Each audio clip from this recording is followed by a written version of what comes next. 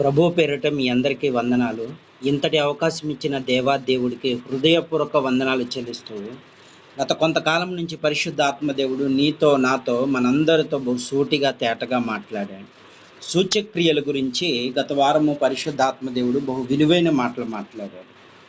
ఈ రోజున పరిశుద్ధాత్మ దేవుడు మొదటి సమూయేలు గ్రంథము 10వ అధ్యాయము ద్వారా కొన్ని వచనాల ద్వారా గత వారం నుండి మాట్లాడుతూనే ఉన్నాడు. అందులో బట్టి దేవునికే మహిమ కలుగును గాక. ఈ రోజున పరిశుద్ధాత్మ దేవుడు బహు సూటిగా, తేటగా మాట్లాడబోతున్నాడు.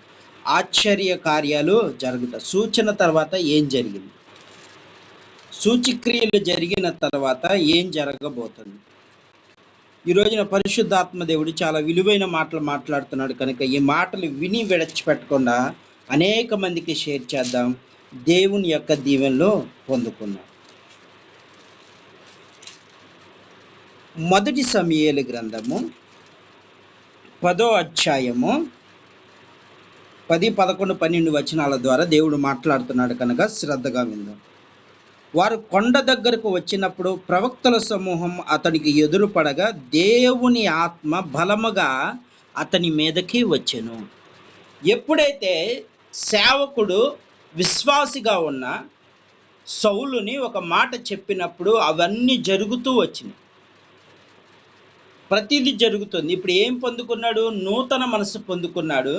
ఆ నూతన మనసు పొందుకున్న తర్వాత ఏ విధమైన సూచక్రియలు జరిగినాయి, ఆ సూచక్రియల ద్వారా ఏం జరిగింది అనేది ఈ రోజున ఏమని చెప్తున్నాడు? తర్వాత బలముగా దేవుని ఆత్మ దిగి వచ్చిందంట. ఎలా వచ్చింది? బలముగా దేవుని ఆత్మ దిగి వచ్చిందంట.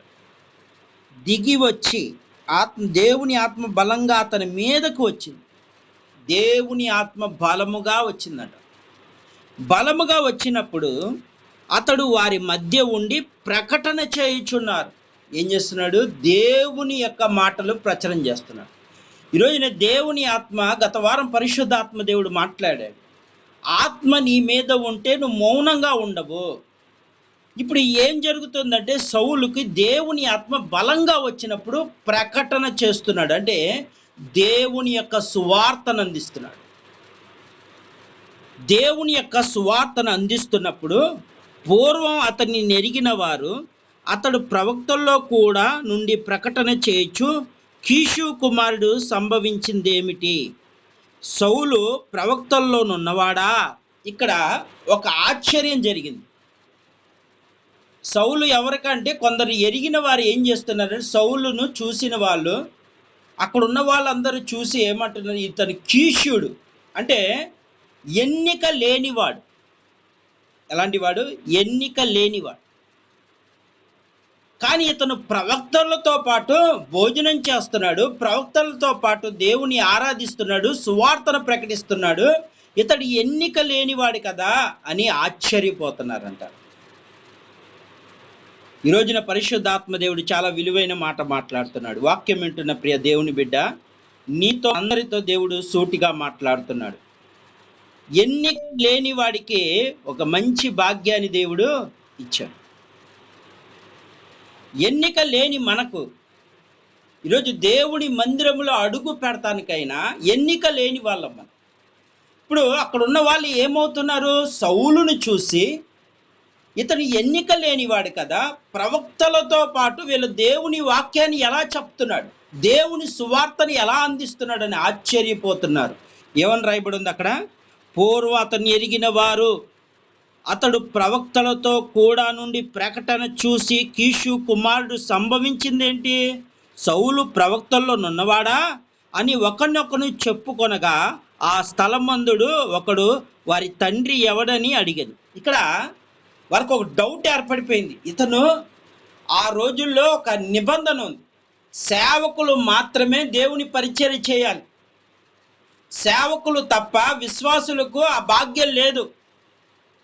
అతి పరిశుద్ధ స్థలములోకి వెళ్ళటాకైనా, ఆ మందిర పని చేయటాకైనా, దేవుని వాక్యాన్ని చెప్పడాకైనా ఒకరికే అధికారం ఉంది, అది సేవకుని యొక్క కుటుంబం. మిగతా వాళ్ళకి అవకాశం లేదు. దేవుని మాటలు చెప్పడానికి కూడా అర్హత లేదు. వాళ్ళు ఏంటంటే దేవుని వాక్యాన్ని వినేవారిగా ఉండాలి. దేవుడు 12 గోత్రాలు ఒక గోత్రాన్ని ఎంచుకొని మిగతా గోత్రాలను మాత్రము వారు పనులు చేయటానికి, వారి యొక్క కుటుంబాన్ని పోషించుకోవడానికి వాటి కోసము వాళ్ళు చూశారు. కానీ ఒకే ఒక గోత్రాన్ని దేవుడు లెక్కించలేదు. ఆ గోత్రమే ఇప్పుడు సేవకులు, యాజకుల గోత్రం. ఆ గోత్రమే ఏ గోత్రం అంటే లేవి గోత్రాన్ని లెక్కించలేదు. 12 గోత్రాలు ఒక గోత్రం లెక్కించలేదు. మిగతా వాళ్ళు ఆ దేవుని పనిముట్టులు ముట్టడానికి కూడా అర్హత లేదు. దేవుని యొక్క వాక్యాన్ని చెప్పడానికి కూడా వాళ్ళకి అర్హత లేదు. కానీ ఎప్పుడైతే సౌలుని చూడగానే వాళ్ళకి ఆశ్చర్యం వేసింది. ఇతని తండ్రి అంటే ఆ యొక్క సౌలు యొక్క పుట్టుకను కూడా ఏం చేస్తున్నారు వీళ్ళు, ఓయే సౌలు నిద్రపోతా యొక్క పుట్టుకను కూడా వీళ్ళు ఏం చేస్తున్నారంటే అనుమానిస్తున్నారు. తండ్రి ఇతని తండ్రి కదా, ఇతను దేవుని సువార్తను అందిస్తున్నాడు ఏంటి, ఇతడు ఎన్నిక లేనివాడు కదా అని ఆలోచన చేస్తున్నారు. అక్కడ ఏం జరిగిందంటే సౌలు ప్రవక్తల్లో అతడు ఒకడు చెప్పుకొనొచ్చా ఆ స్థలం ముందు ఒకడు వారి తండ్రి ఎవడని అడిగాను. అందుకు సౌలు ప్రవక్తల్లో ఉన్నవాడా అని సామెత పుట్టెను. అతడు ప్రకటించి చాలించి ఉన్నత స్థలముకు వచ్చాను. ఇక్కడ ఏం చేస్తున్నాడు, దేవుని యొక్క అనేక ప్రజలకు ఆయన సువార్తను అందిస్తున్నాడు. ఎలా వచ్చింది ఆ బలం, అసలు ఇతనికి ఇలాంటి జ్ఞానం ఎలా వచ్చింది? సేవకులు బోధించాల్సింది దేవుని వాక్యాన్ని, ఇతను ఎలా జ్ఞానము ఎలా చేస్తున్నాడు? ఆశ్చర్యపోతున్నారు. దేవుడు ఏం చేయబోతున్నాడు అంటే దేవుని ఆత్మ నీ మీదకు బలంగా దిగి వచ్చినప్పుడు అనేకులు ఆశ్చర్యపోతారు. ఆనాడు మేడ గదుల్లో 120 మంది జాలరులు, అంటే కేవలము వాళ్ళు జాలర్ పని చేసుకునేవాళ్ళు. వాళ్ళు దేవుని యొక్క అన్య భాషల్లో మాట్లాడినప్పుడు అక్కడ ఆశ్చర్యపోయారు. ఏమైపోయారు? ఆశ్చర్యపోయారు. ఈ రోజున కూడా దేవుడు ఏం చేస్తున్నాడు, ఆ రోజున వాళ్ళ మీద ఏ విధంగా అయితే పెంతుకోస్తు దినములో 120 మంది మీదకి పరిశుద్ధాత్మ దేవుడు దిగి వచ్చినప్పుడు, ఆత్మ దేవుడు దిగి వచ్చినప్పుడు వాళ్ళు ఏం చేశారంటే సువార్తను అందించడం మొదలుపెట్టారు. అనేక ప్రజలు అక్కడికి వచ్చారంట.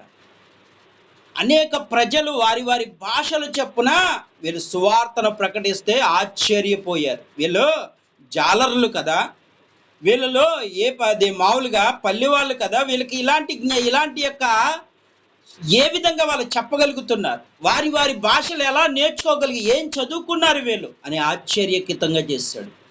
దేవుని ఆత్మ నీ మీద ఉన్నప్పుడు ఆశ్చర్యము ఎలా అంటే దేవుడు చేసే ఆశ్చర్యం నీ ద్వారా అనేకులు ఆశ్చర్యమయ్యేలా చేస్తారు. దేవుని ఆత్మ నీ మీద బలంగా ఉంటే నిన్ను చూసి ఒకప్పుడు ఇతను తాగుబోతు కదా, ఇతను తిరుగుబోతు కదా, ఏ విధంగా దేవుని వాక్యాన్ని చెప్పగలుగుతున్నాడు, ఇంత మర్మం కలిగిన మాటలని ఆశ్చర్యం చేసేలా చేస్తాడు.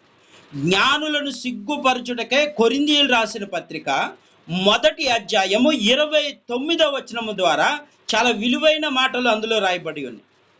జ్ఞానులను నేను పిలవలేదు, వెర్రి వాళ్ళని పిలుచుకున్నాను.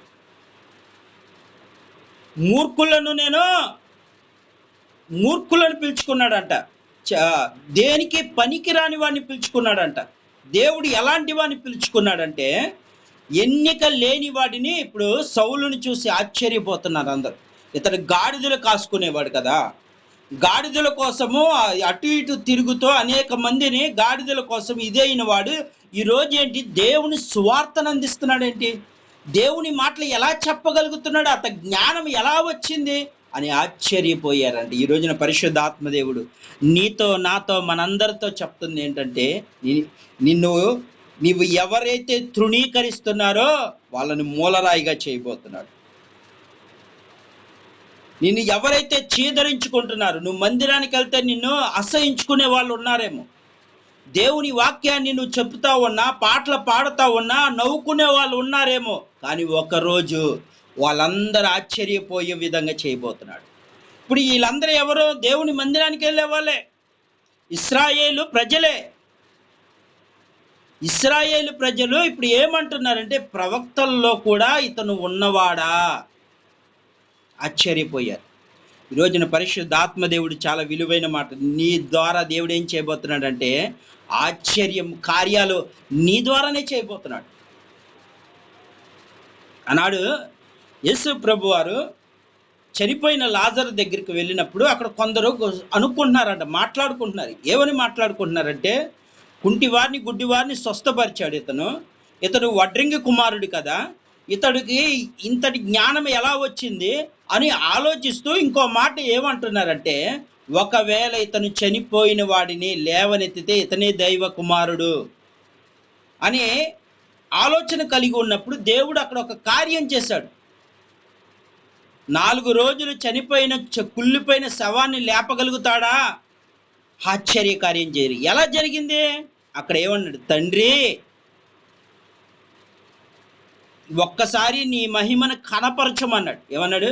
ఒక్కసారి నీ మహిమను కనపరచనగానే అప్పుడు లాజరు బయటికి రా అన్న ఒక పిలుపుతోనే ఆ యొక్క శవానికి ఏమొచ్చింది? ఎముకలకి కుళ్ళు పట్టిన ఎముకలు. 4 రోజులు శవం అంటే ఎలా ఉంటుంది? భయంకరంగా ఉంటుంది. అలాంటి దానికి చర్మం వచ్చింది. అన్నీ శ్రేష్టంగా బ్రతికాడు. సమాధుల్లో నుండి బయటికి వచ్చాడు. వాళ్ళందరూ ఆశ్చర్యపోయారు. అందుకే ఈ రోజున దేవుడు చెప్తున్నాడు, దేవుని పిల్లల ద్వారా దేవుడు ఏం చేయాలనుకుంటున్నాడు అంటే ప్రపంచాన్ని ఆశ్చర్యకార్యం చేయాలనుకుంటున్నాడు. ప్రపంచము కూడా నిన్ను చూసి ఇది దేవుని యొక్క పిల్లవాడు అని చెప్పేలాగా, ప్రపంచమే కాదు నీ దేశములో కానీ నీ ఊరిలో కానీ నిన్నేం చేయాలనుకున్నాడు? ఎన్నిక లేని వాడిగా నిన్ను చూసిన వాడు ఈరోజు దేవుని చేతిలో పడ్డాడా? దేవుని యొక్క వైపు తిరిగాడా? ఇక అతను బట్టి దేవుడు ఏం చేయబోతున్నాడంటే వాళ్ళందరూ ఆశ్చర్యపోయే విధంగా చేయబోతున్నాడు. సౌలు జీవితంలో కూడా అదే జరిగింది.